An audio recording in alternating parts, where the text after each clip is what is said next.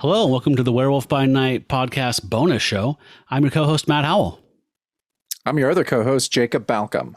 Thanks for joining us this week, Pack Brothers and Sisters. You know, Jacob, I've been thinking. Today, I was thinking this while I was walking my dog, Callie, my black lab. What if there was a higher tier?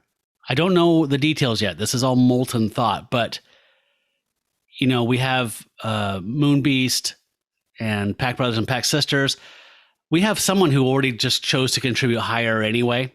And I thought, well, what if we just kind of created a higher thing for them and added one or two more things that's not, you know, I don't want to promise more than I can deliver, but I'm thinking Star God level. I mean, Star God level would be really cool. And I love how you spring these things on me without talking about it first. But I'm asking your thoughts. I didn't say we're doing it. No, I mean, I'm curious. I think it would have to be, I don't know. That's the thing. I love our bonus material and I do my work for it. I do my homework. I come up with stuff. But at the end of the day, you spend hours editing it. And so whenever you're like, I want to do more stuff, I'm always like, do you though? I'm a big idea guy. You're a huge idea guy. And then when you get into the mechanics of it, you send me angry texts. No, they're just not. Like, well, I guess this is going to take me 8 hours. Those aren't angry. You just don't know how to read. You're right. They're more passive aggressive than anything else.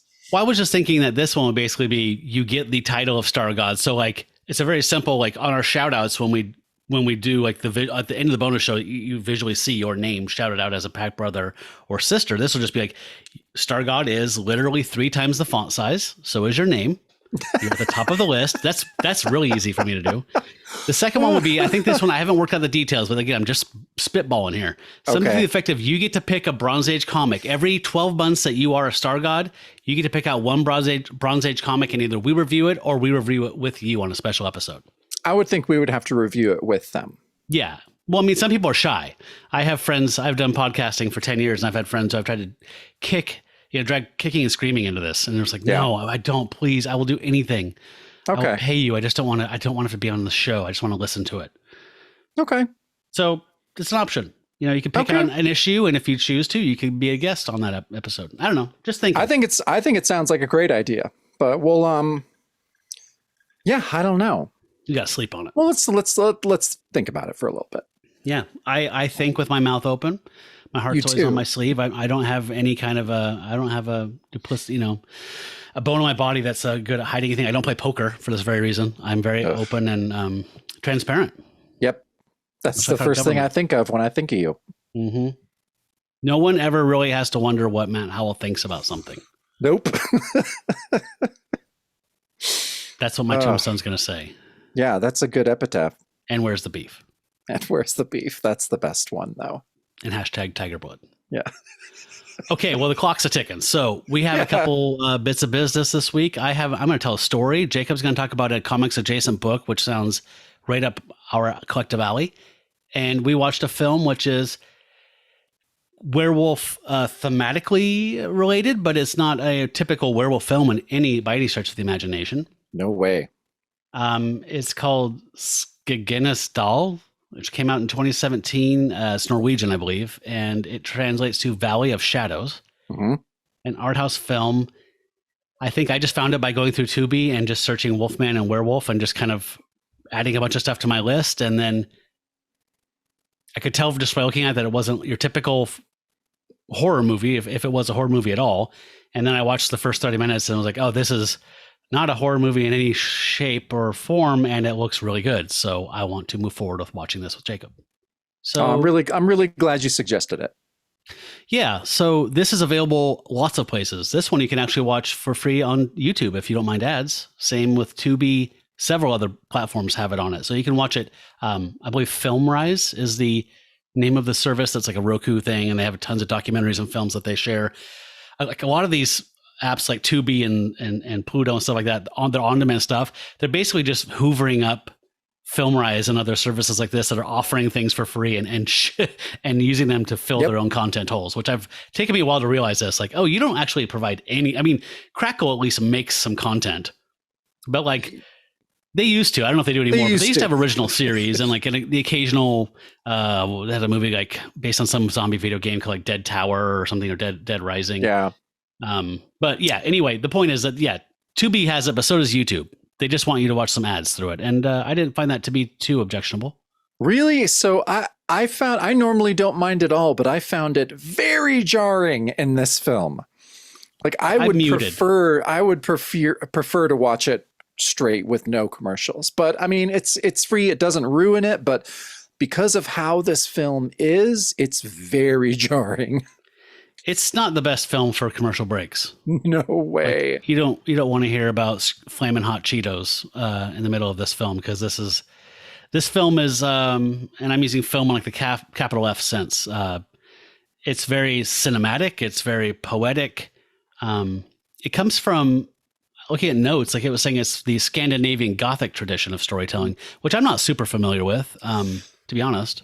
I'm not either. I didn't know exactly what they meant by that, or what the big, like pillars of Scandinavian Gothic film would be. I mean, yeah, I don't know. I poked around a little bit and I still didn't learn. So. Okay, well, there you go. So, I reading the YouTube, the IMDb user reviews was interesting. They were either 1s or 2s or 9s or 10s, and there is nothing in the middle, and that doesn't surprise me in the least. No, that doesn't, because I think, I mean, I guess you should preface it by saying, I loved this film, but if you need your films to be fast paced, then this is not for you. It's one of the slowest films I've ever seen. Definitely. I was trying to think. I mean, I don't even know what else is as slow as this, honestly. I was struggling to think of something, Heaven's Gate, or like, is that what it's called? Something of Heaven. God damn, I couldn't remember. Like Thin Red Line kind of came up, where it's just like. Yeah, I mean, I guess you could say Tree of Life, but I don't know. But as far as just like an art house film, it's extremely slow. And I swear to God, there's an hour when there's only like 2 or 3 lines spoken. Yes, which I liked. I loved it. So it's a film about a young boy named Aslak, who it kind of opens up with him and his friend. They sneak into this barn. They look at a mutilated sheep, and they kind of hide. And these 2 farmers come in and say, talk about the killing of the sheep, saying like, well, now he's doing it just for fun, And the older boy is kind of convinced that it's a werewolf, and tells that to Aslak. And that's the last time you'll hear the word werewolf in this film. Right? Like, I don't even think towards the end or anything. I think that's it. I think the term monster or beast is used whenever. Yeah, monster. Yeah, monster is used. But I think beast is used amongst the adults. Okay. Again, there's like, the script must have been 30 pages. It had to have been, right? There's hardly any dialogue in it. But you can see right from the outset of this film that, I mean, the cinematography is some of the most beautiful I've ever seen. It's crazy. Like, that's why, obviously film is such a visual medium. And when it's done so well like this, when just the cinematography is so good, I did not miss dialogue. I did not miss action.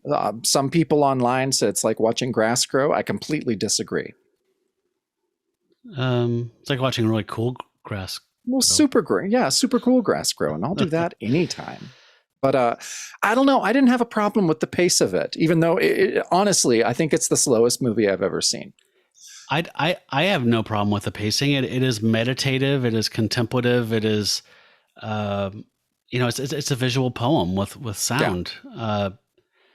And there's, I kind of started talking about the pace and everything to kind of just say, like, we could talk about the entire storyline, like I said, very quickly, and not spoil anything. I think you would still watch it and take something away. But what we gather from this 6-year-old's life on this rural farmhouse with his mother, there's no father in the picture, is that the big brother is gone. He's been a problem. The police come by, and you get the sense that he was asked to leave home because he's trouble. He has like a metal and some rap posters in his empty room, a grinder for buds, and a Zippo. Like he's just but he's been gone for about 3 years, kicked out of the house.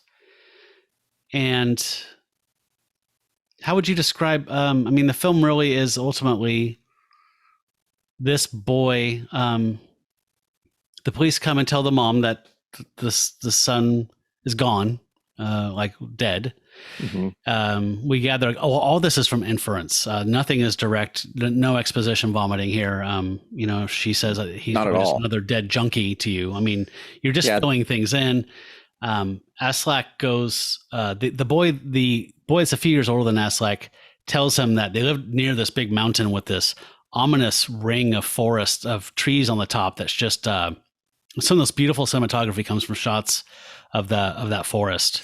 My favorite shot of the whole film was when it's from pretty far away, and it's just the two tiny boys, and then just the giant forest, and just I don't know, god damn, like the cinematography it's some of the best I've ever seen. Yeah, it made me that shot in particular made me think of, like, it's rare that you can find something in real life without manipulation that makes you think of something you would see in a comic or a painting, like an expressive thing where it's like you could make this supernaturally or abnormally swell up and seem very intimidating, but this is actually physical. Well, and that's the thing. And maybe that's, part of the Scandinavian Gothic tradition is just a lot of these shots of nature, but they're very, they're huge. They show like the giant and kind of foreboding nature. And I don't know. I felt that outside, that nature, that forests and stuff were shot so well. Like it has to be some part of that tradition.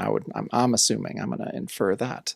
So ringing the top of this mountain where this dense, foreboding forest starts, where no light enters, there is a barbed wire fence, and there's a hole in that fence, and Aslak is shown that hole, and they believe that's where the beast is coming from. You're all led to believe that Aslak believes that his brother has turned into a werewolf. That's why he's gone, is he's a monster. He turned into a monster. That's why his mom made him leave, and he's a werewolf, and he's the thing that's killing the sheep. Correct? I mean, there's no... I think I got that. I think I got that from it. If not literally, then he's creating an emotional connection to this beast based on that my brother was treated like a beast for having violent outbursts or for being wild and untamable. Yeah, and the whole movie changes once the older brother is found dead. Then Aslak goes on his, incredible journey, basically, and just goes into the forest and, wanders around his dog goes missing too, his dog Rop. And so he's going into the forest, to kind of search for this beast, but also basically look for his dog. And he ends up just kind of wandering around there forever. There was so many weird little touches that I loved. I thought it was a really accurate portrayal of a little kid. Like he did stuff that was very little kid. Like I liked that when he decided he was going to go on this big journey, he makes himself like a sandwich, but it's basically just like a hunk of bread with a bunch of jam on it. Yeah. Which, that's like when I bake bread, that's how I bake bread. Like it's just, I take seeds, millet, like just sunflower seeds, flax seeds, and it's just like this big wheat bomb. Yeah. And he just takes a slab of that and just slathers it in fruit preserves and then wraps it in wax paper.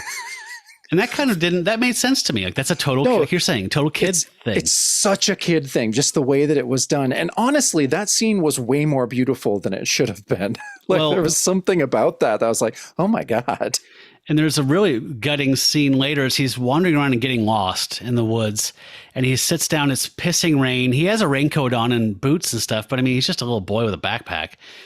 And he's sitting at the base of this tree and he's opened up his food and the rain's just getting his bread wet. I mean, that's like the final straw. Like he's scared, he's lost, he's alone, and now he doesn't have his food and he just breaks down and starts crying. That is the most heartbreaking moment in the film.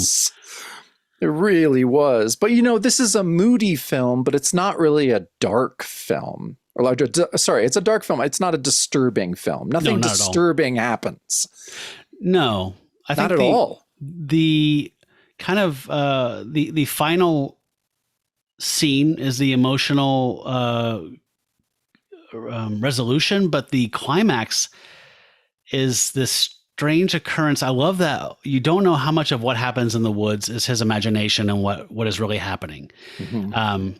And there's some visualizations. I know this is Scandinavian Gothic, but him getting into a boat that he finds seemingly by a beast luring him towards where the thing is to kind of guide him to this by shaking the bushes and growling. And he goes over there and sees a boat and he gets in, he falls asleep. It's very much like Charon crossing, some type of journey. This is all very Jungian or something. Like it's definitely mythological aspects in here. Maybe some more Scandinavian specific references that we're not getting. But he sleeps and drifts on the boat, and then it kind of washes ashore by this just strange, like mobile home, essentially just tucked into the side of a mountain. And there's a dude out there in a hoodie just staring at him, smoking a cigarette. And he had the aspect, you see him from a far distance. I thought it was across the river, but it wasn't. It was just a distance. And he very much looked like Count Orlok in Murnau's Nosferatu. Like that, he kind of has that weird, like he looked monstrous and forbidding. Yeah. And he goes in the house, and Aslak gets up and follows him into the house and looks around. He sits on a couch. This house is clearly abandoned, like dust covered, very little furniture in there. And he sits on this couch, and like the color temperature indicates that something is not reality, and Aslak's perception are not the same thing, because this thing is graded blue through the entire thing. The color temperature is super cool and flat. And then there's these scenes like this guy comes in and sits next to him on the couch, and you kind of like led to believe, like, is this his brother? Did he just find his brother? And the temperature gets all warm. Everything becomes orange. It's like one of those old couches, like a felt or whatever that kind of upholstery is, like your grandparents would have. Yep. And everything's warm. And then literally one cut to the next, it gets cold again. And that guy's not there. So there's definitely layers of perception or imagination, or Aslak kind of creating an encounter with this person who he bluntly asks, are you the beast? Yeah. And they have a very powerful, poetic conversation back and forth about if he's the beast or not, and if, being afraid. And that's, as far as I can tell, the climax of the film. And again, like, you can't spoil this movie because watching it is the experience. Yeah, absolutely. I mean, it was, I'm really glad we watched it. I know it's about as far from a normal werewolf movie that we watch on the show as we've ever gone. This is as far left as we have gone. Yeah. So I'm going to talk about the final thing because I have questions for you. Okay. So if someone wants to watch this and they don't want to see the ending, again, I'm trying to make this very clear. It doesn't matter, because you'll love the film. If this sounds at all appealing to you, you will enjoy it. If you're like gouging your eyes out saying, God, could there just be one machete kill? This is not for you. Nope. Not at all. So I'm going to do a little editing trick here. I'm going to say, go ahead and advance to the 25-minute mark if you don't want to hear about the end of the film. Nice trick. So it ends with Aslak falling asleep in this man's arms, essentially. And the man carries him down to his boat and shoves him off, and he just drifts slowly away, and he washes up somewhere else, and he's found by Red Cross searchers who are looking for him. His mom is there. They take him home. They check him out. He gets home. We flash forward a day or two later. He's preparing for his brother's funeral. He's dressing in black, and his mom's talking to him. And I can't remember why he goes upstairs. Oh, she tells him to go upstairs and put his black trousers on that are in the bathroom. Yeah. And he's been told prior to this not to go into his brother's room. He's not supposed to go in there and mess around, but he stole his Zippo, which plays a role a little bit. A little bit. But he goes back into his brother's room where the Eminem posters are and the Swedish black metal and all this stuff. And he's laying on his brother's bed, looking up at the ceiling, probably, I'm assuming much like his brother probably did while listening to music or whatever when he was living there. And there is a pool of blood seeping out from under the bed, and it cuts to black and the credits roll. Yeah. Did you notice the blood the first time? I did not. I don't know if I noticed that. Okay. I read it in the thing and then went back to YouTube and was like, oh shit, there is blood coming out from under the bed. No, I don't think I noticed that. Okay. So I was trying to figure out what that means. And I could tell the boy, it cuts close on Aslak. You see him on his brother's bed in the final shot, but the shot prior to that is looking down at him on his brother's bed, looking up, and he has kind of a steely, I don't want to say defiant because there's nothing aggressive or hostile in it, but he has like a mature, like he's gone through something and something has changed in him. And when I didn't know there was blood, I took that to mean he had resolved whatever. I don't know. I couldn't tell if that was suggesting that, like, is it some kind of way of saying like the beast is in him now, and the beast being like just the wildness of youth, of being of maturing and becoming a young man and going through those rebellious stages. And so he's essentially going to probably follow in his brother's footsteps, even if he doesn't intend to, because of being exposed to that as a youth and that just being part of a stage of development. I can see that. I mean, that would make sense. But I didn't really interpret it that way. How did you take the ending? I didn't really take it as anything. I mean, he kind of, he goes upstairs, he goes to bed, but his expression was much different. Like he's not a little boy anymore. Like that's obvious. So I can kind of, so I can, I can see that. I guess, I didn't have the, if that's what the blood means, that makes a little more sense because he's not a little kid anymore. And he's been exposed to some dark stuff. So maybe this is, maybe he's on down a similar path. Okay, let me add in a detail that I forgot to tell the listener because this might sway you. Okay. In the beginning, when his neighbor friend, who's a couple years older than him, his dad is putting poison meat out to kill the beast to protect his flock, his investment. When he gets home from this whole journey, they go up, the neighbors, and he goes up with the neighbor and the neighbor kid, and they're patching the fence together, closing up that hole, and his dad goes over the fence into the dark woods and spreads the balls of poison meat around. Yep. And Aslak gets up on his own, opens the fence wide, and it's like Mountain Goats lyrics, and he goes up and picks up all the poison meat, essentially inviting the beast back in. We don't know if that means to him that the beast is his brother, or he just, again, has that kind of connection of like, you're wild, my brother was wild, I welcome the wild. But he definitely has a connection with the beast. And maybe it is just a wolf. We don't know. It probably is just a wolf. I mean, it could just be a wolf. There is no supernatural in this, but. No, not at all. But I think right at the end, maybe before he goes upstairs to put his trousers on, I mean, it does show the full moon, and we do hear a wolf howl. Mm-hmm.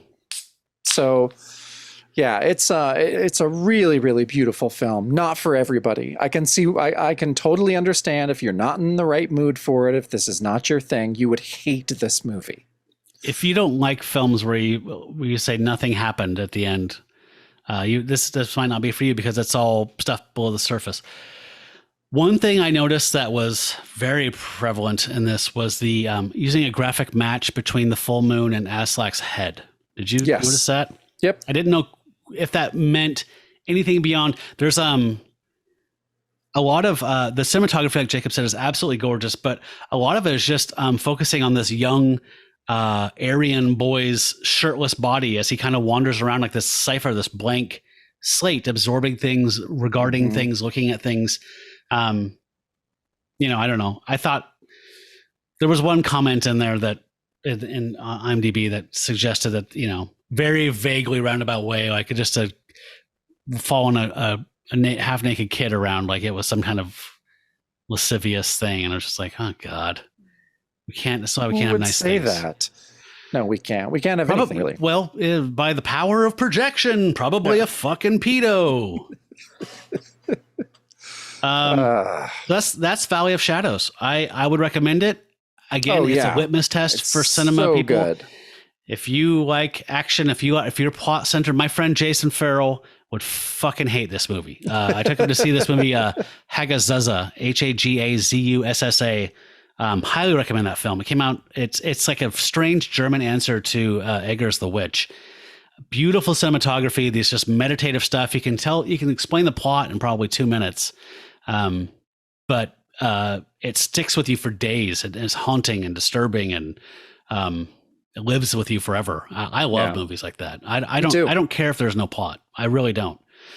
But yeah, so if you're interested in that, YouTube, Tubi, probably in another number of places. FilmRise, if you have a Roku. Yeah. FilmRise is a great channel, and you can just give them money directly instead of letting somebody else get their finger in that pie for some weird reason. It's weird, right? Yeah. So I think we're going to watch. Did we decide yes on this? Yeah, let's do it. Okay, so we thought, well, we did a non-horror film, werewolf adjacent themes.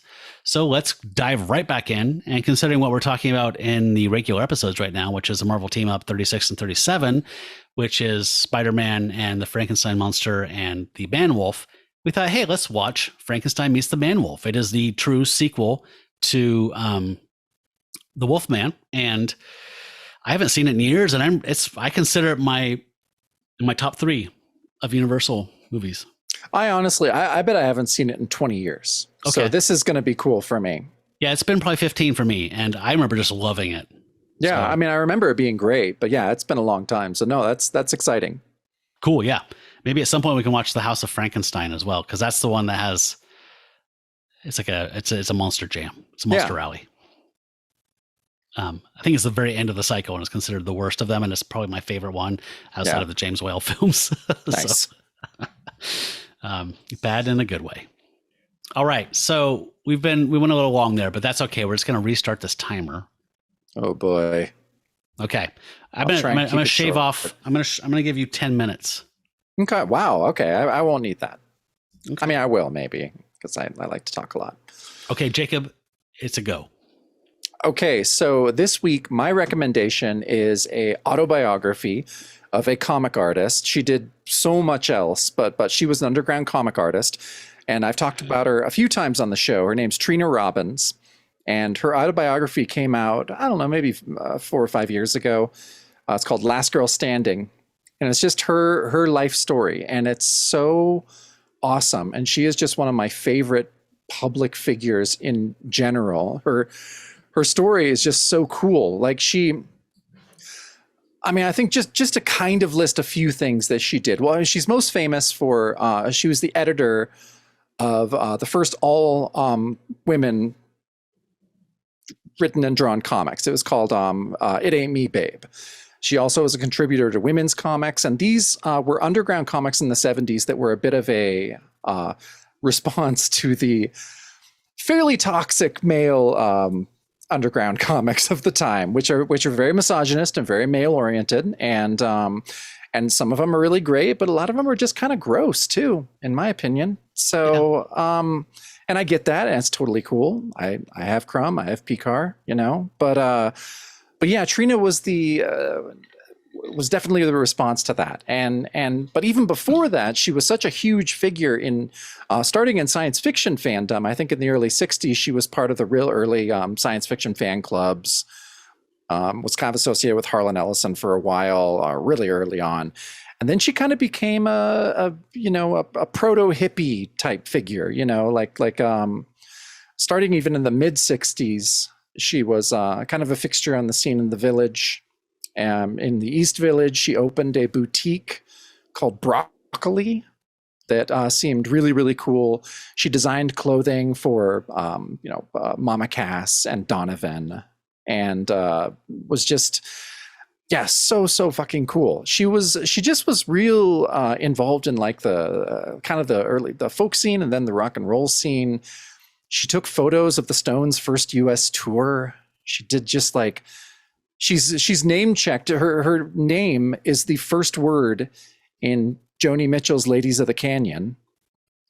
And she just shows up everywhere in such a cool way. Now, I found out about her mainly from her later career as a comic historian. And she has done amazing things, just kind of documenting women in comics from the turn of the century all the way, to modern day. She edited the 2 Miss Fury compilations that were hardcover that came out of the Sunday strips. I wrote the foreword to those, and I'm a big Miss Fury fan, and Tarpe Mills. And she did a biography of Lily Renee. She's done a ton of comic history stuff, but she's also done other really cool book. She did a book that was all about the Chinese nightclubs of San Francisco in the 30s and 40s. It's called Forbidden City, I think. It's really, really cool. I don't know. I love her. I've always kind of had a crush on her too. And her life is amazing. And Last Girl Standing is such a good autobiography. It's almost like, it's a little gossipy too. So it's fun. It's almost like she's writing a tell-all about herself. That's in a lot of ways. It's so cool. And she's just a older lady now. I think she's nearing 80 and is tiny and white haired and wears little glasses. And it's just like the cutest thing ever.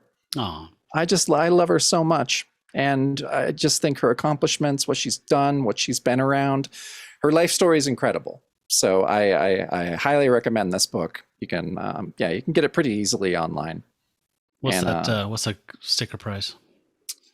Oh, I think it's like $20. Yeah, it's $20. It's it was published by Fantagraphics. Okay, so it's still in print.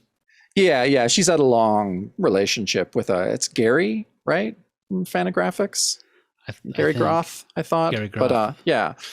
But because Fantagraphics published the first couple pressings of her History of Women in Comics books, which has gone through numerous revisions. And we have all of her books. We genuinely, if she just puts out a new book, we just get it, whatever it is. So we're big fans of her here in my house. Was that the last thing she published? No, I think the last thing, she won an Eisner last year for a historical book she did called The Flapper Queens. Ooh. And it was all about female illustrators from that time period, and just incredible. Tell your wife about that. Yeah. She might be interested. Yeah, you think? Yeah, no, I got it for her. Trina always ends up like putting a book out around Christmas time. And so I get, every time she puts a book out, that's one of the things Alicia gets for Christmas. And yeah, she got The Flapper Queens and we were both really excited. I actually looked up like the Eisner winners that night because Trina's been nominated multiple times. And I don't know if she's won. Well, she probably has, but she has been looked over the last few times. And so I actually paid attention like a super dork. And looked on at the results after the Eisners were announced. And I was like, she finally fucking won. That's great. Well, I hope she didn't slap Chris Rock. Yeah, well. Hey. Well, that's cool. I would have checked that out. I just know her. I had no idea she reached that far and wide in our culture. I associate her with underground comics as being kind of an answer to the male compulsive masturbator male crumb world of hippie / geek misogyny kind of stuff. Yeah, but it is. I mean, we know that that's what it was, but it's hearing her side of the story, and just because she was there at the beginning of all of these. And so, it sounds a little grosser than I thought. Yeah. I mean, you bought those in head shops, right? I mean, that's where it's basically a notch above pornography. Yeah, but like grosser, almost like just to how they dismissed her and how they treated her. Part. The subject matter to a lot of it is fairly gross. I think just on purpose to be shocking, Yeah. Which I appreciate that. I totally appreciate that. But I don't. Yeah, exactly. No, it served a purpose, but it was. It didn't make it look great when you're looking through Trina's eyes at this, just kind of looking around and being like, oh man, It was a bummer because I'm a big Kim Deitch fan and he doesn't come off very well in this. I don't know Kim Deitch. Yeah, just an underground cartoonist, really cool. What did he publish in? That's like the most known. I don't know. We have some collections of stuff. I can't remember if he was in Arcade or not. I have a fairly complete collection of Arcade, which I think is a really well balanced magazine of that underground type of stuff. Mm-hmm. I think it's really well curated. I've only seen a few issues here and there, but yeah, they're great. It's the perfect amount of shock stuff, perfect amount of kind of indie stuff, the beginning of what indie comics will become, and yeah, super cool. Cool. Well, all right. How'd I do time wise? 2 minutes left. Oh, I see. Make a long fart sound for 2 minutes. No, I give that time to you. For me? Yeah, it's all for you. Okay. So we don't always have time. You know, we've said we don't want to get in a rut doing film, book, music every time. It's fun to have those options and to share that stuff with folks, but it does require some work. And I didn't have the time to do that because I had a little guys trip this weekend and went to the coast with some buddies I work with. We haven't really seen each other since COVID started because we all went home and never came back. So that was cool. And our friend Ben was there. Ben, like Prometheus, brought the Romita alteration to the people. And now it is spreading. So only a matter of time till you can order it like at a schmancy place in downtown Portland. Damn right. I'll have a Romita alteration. Yeah, it should be America's drink from now on. Yeah. So one thing I want to do sometimes, like I've said before, maybe just tell some stories. So here's kind of an interesting one, inaugural story time. So I grew up in the Coos Bay, North Bend area of Oregon, which is the southern coast of the Oregon coastline. So there's these gorgeous, it's a gorgeous place to spend time and have fun things to do, but it's not a great place to grow up pre-internet. It was kind of rough. So you have to go to Eugene, which is where the University of Oregon is, or Portland or somewhere to get records or order catalogs from independent record labels or, same thing with comics. So it's tough, but the falls and the beaches are gorgeous. And we have these epic sand dunes. There's this beach out just north of North Bend called Horse Fall. And this is not North Bend, Washington, where Twin Peaks was filmed. This is North Bend, which is essentially Coos Bay. So there's these huge epic sand dunes. They're just they sprawl on for miles. There'll be outcroppings of trees here and there, maybe some sand grass, some dune grass here and there, but a lot of times it's just like this playground for ATVs. Back when I was a kid, three-wheelers were pretty new, and everyone had dune buggies, which is what my stepdad Cliff had. And so I had this, I guess I'm going to go ahead and say it was a very vivid dream that I was out in the Horsefall Dunes with my mom, my stepdad Cliff, my brother Paul, my stepbrother Mike, and my stepsister Tammy. And we were all out playing around. We were spending the whole day out there kind of having a picnic. And I think my stepdad was like giving people individual rides on the dune buggy and just kind of tearing off and going up and down all these, running around.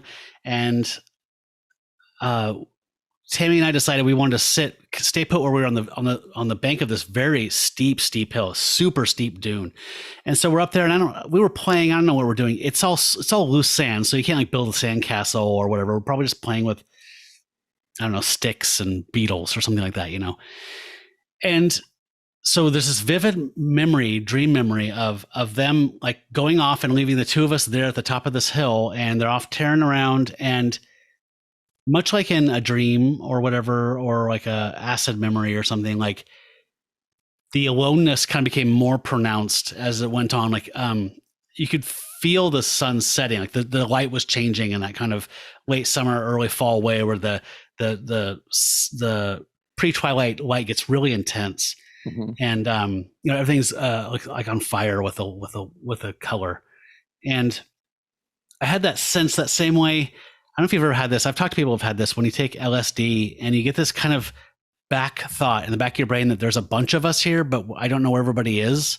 Have you ever had that experience? Have you ever taken LSD? And it feels like you're in a big group, but it's just like you and like three friends, and you're like, God, where is everybody? And everybody just like everybody that's just like, it knows exactly what I mean. Like, what? Anyway, I've talked to people who understand that feeling, but it's that kind of weird back of the brain kind of lizardy thing where it's like, I knew that my parents or whoever was not in the dune buggy had kind of just like slowly drifted by a matter of degrees, like kind of just slowly like, oh yeah, circling around, walking, talking, just kind of slowly had moved away to where it was just me and my sister Tammy. Okay. And the lights changed. I don't hear my stepdad Cliff's dune buggy anymore. I don't really know where anybody is. And we're playing, and then I'm like, I look down the super steep dune. I mean, if you stand up, this is like sandboarding. Have you ever seen sandboarding? Yeah. Mm-hmm. It's that steep. Like you have to probably start running, and you'd probably be taking these big leaps, kicking loose sand everywhere, and then just eat shit and roll the rest of the way down the hill. So I look down the hill, and I notice out of my peripheral vision, there's movement. There's someone down at the bottom of the hill. and he's walking towards me. And so I kind of just keep playing and doing whatever with Tammy, and we're just goofing around doing stuff. And then we're probably like 5. She's 2 years older than me. She's probably like, I'm probably 5 or 6. She's 7 or 8 or something. So this person gets closer, and I kind of look at them in my peripheral vision, like something is weird. And I look up and I notice that this is a person walking, and they're wearing full formal wear, like old formal wear, walking up the hill towards us in this pace with a cane, gloves on, a top hat. Okay. And so I'm looking at them, and it's really weird. And they're approaching, and I try to like do that, shy kid thing. Like, just I'm going to look down and not look at them because God forbid I have to interact with them. And so they're getting closer and closer, and I can kind of see them in my peripheral vision coming. And I look up when they're about, I don't know, like 10, 12 feet away. And this person is not visible. So I can see their top hat where their head should be. Mm-hmm. I can see their gloves, and I can see their cuffs. But there's nothing there. Wow. And they're walking and approaching me, and I don't believe Tammy has seen this yet. And then I notice her in my peripheral vision stop and look up as this guy is within like 5 feet of us, just a couple feet away, just walking towards the top of the hill. And as he walks by, I see that Tammy's frozen, and we're both just like watching, just absolutely frozen in terror. And you can see by the brim of his hat that he turns and looks at us and pauses for a second, and then turns back and starts walking up the hill again, like whatever. And we don't look at each other. We don't say anything. We're absolutely frozen until he reaches like the top of the hill where this like little cresting of trees was and some dune grass. And we did not say a word about it ever. And so I had lived my life for probably 7 years after that, assuming that that was a dream that I had that was super, super vivid. And then I brought it up to Tammy, like when we're in high school. And I said, there's this weird dream that I have. And I started to tell it to her. She's like, the guy with the hat. I was like, what? And she's like, in the dunes when we were out with the dune buggies. And I was like, that fucking happened? She's like, yeah, that totally happened. I was like, why did we not talk about it? And she's like, I thought it was a dream. And so we both had dreamt that. So that's fucking weird, right? So then I told the story a couple times to friends in the meantime in like 5th, 6th grade. And I started telling it to a friend, and he's like, fuck you. Like when I get to like the formal wear. And he's like, I was like, excuse me? He's like, yeah, Jeff Christensen already told that story, dude. I was like, what are you talking about? He's like, Jeff Christensen was out on his 3-wheeler, and they saw a guy in a tuxedo out there, but he didn't have a face. And he was out there walking around. And I was like, I did not hear this goddamn story. I'm not friends with Jeff Christensen. And this is what happened to me. Yeah, fuck that guy. So now there's another, somebody else saw it besides me and my sister who saw it. So, I mean, you're a mythology guy. You're also a meticulous guy. So did you do some research? Did you try and figure out if this is some kind of Coos Bay, North Bend specter of sorts? I've looked around a bit, and I've looked in some Ghosts and Monsters of Oregon books, like by Mike Helm. That's a fun little book to have. But no, I've never found anything related to that at all, and anyone outside of that guy and my sister who saw that. That's pretty cool. I should probably use the internet, like get on Facebook for some North Bend Coos Bay group and like put something on there about ghost stuff. I don't know. Weird. Yeah, but then you'd have to go on Facebook to do that, Matt. Then I would. Yeah, I would indeed. We don't like that. Nope.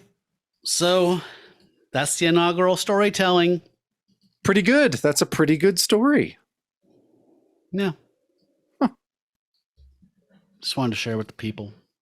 Who'da thunk it? Yeah. I'm a skeptic when it comes to a lot of stuff. I think there's Me too. more going on in the world than we can understand, but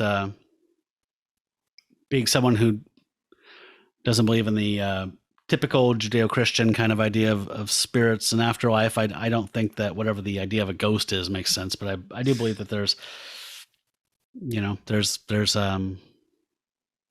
natural explanations for things that seem completely unrealistic or unbelievable that I'm not willing to discount because I don't have definitive proof of anything. But yes, I think we're 100% in agreement on this, and we've talked about it over the years. But yeah, to to believe in, I don't know. I just think to be like, I believe in ghosts. I believe in spirits of the dead. I think that if you do that, then you just have to accept that, oh, there's a God and there's a heaven and a hell, or there's a place that spirits can go, but they get stuck here. And I just, for some reason, I'm not able to separate it myself. It's like, oh, I got to take in the whole enchilada. Then it's God, then it's hell. And I'm just like, no, I don't believe in that. So yeah, the only way I can make that work, again, outside of like a big, rock bed being essentially a giant tape recorder for emotional energy. You know what I mean? Like that kind of like stone tape idea. I mean, there's some scientific basis to it, even if it's whatever, but like, yeah, the only thing that ever makes sense to me as far as like the idea of like the persistence of consciousness or of whatever you want to call the soul and that kind of being stuck thing is just like in the same way that like, like the saddest scene ever, like in, that Lynch film with like Sherilyn Fenn after she has a lethal head wound and she's just wandering around kind of repeating herself and not realizing what's going on. And you realize she's like dying on her feet, like saying, where's my purse? Like, where's my comb? Where's my comb? Like I kind of get that sense from some of those spirit things you see where it's just like, oh God, you don't even know what's going on. Like you're just wandering around. Yeah, it's like a recording. It's like a loop. It's and I can rationalize that. There could be weird shit we don't know that, maybe places have a memory. Yeah. Not just in a Shining type of way, but maybe in a kind of scientific way. Who knows? Like physiological, Yeah, like an actual documented thing. I don't know. I hope so, but no one's figured it out yet. So have you watched the Stone tapes? No. Nigel Neal wrote it. It was like a British TV movie. He's the guy that wrote like the Quartermass Pit and a bunch of those popular radio dramas, like sci-fi stuff.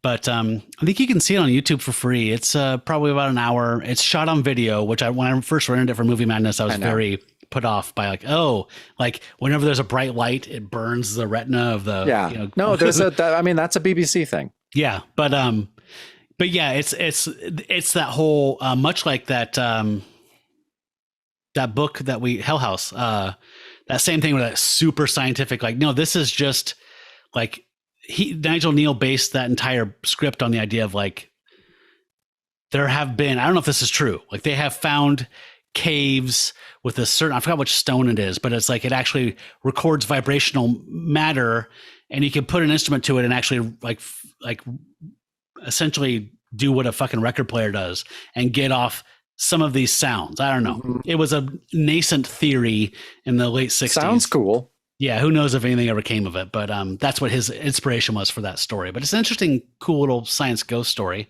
if you are looking for something like that. All right, well, we went long, but it was cool. No, it was definitely cool. We had some fun talking about Valley of Shadows. I'm glad that you liked it. Not that I didn't think you would, but I didn't know if you'd want to talk about that here as much. So no, I loved it. I was in the perfect mood for it though, which I really think you need to be. Yeah, I agree. Don't have anything else going on. If you're going to watch it, don't play solitaire on your phone. Don't do wordscapes. Nope. Don't do that shit you do when you're watching a shitty reality show when you should be doing something real. Actually give yourself over to the work entirely. We did not mention the music, which is fucking gorgeous. The music's so good and so varied. Like there's so many different types of music on there. It's like this, it's gorgeous, it's classical, it's choral. And then at the end, it's like the coolest John Carpenter theme you've ever heard. It's at the end. It's just like a synth theme. And I was like, holy shit. So I guess the female vocalist that did a lot of that choral stuff is somebody, a big name. I didn't recognize her, but they said, Gladiator soundtrack, like that lady, like, and she's in some band, like not Swans or, is something. I don't know what it is, but she's in some group as well, but she's like a famous singer. All right. Well, next week we're going to talk about Frankenstein Meets the Wolfman. And was my turn to talk about music? Are you talking about music? You're going to do music. I'm going to talk about a book. Okay. You do music. Oh, I'll do music. You talk about a book. And then next week I'll do a story. Okay. Nice. Okay. I like that. All right, Pack Brothers and Sisters, thank you so much for supporting us. Let us know what you think about Star God status. What would you say to that? Tell us on the Patreon page. What would you like that to be? What bonus extra level besides the giant font? I mean, the giant font's pretty fucking cool as it is. This is to scale. Yeah. Stonehenge. That's so big. It's not Matt's job to know the difference between inches and feet. It's not your job to be as confused as Matt. Oh, Stonehenge. All right. We'll see you guys next week. And yeah, we'll do that. And we'll have a special guest on too for the regular app. That's right. And so, yeah, may your fur never bristle in the moonlight. I'm going to finish my Romita. Stay furry, friends. And that is the bonus show. It's such a straight reading. Well, I have range. Yeah, you too. You're showing it.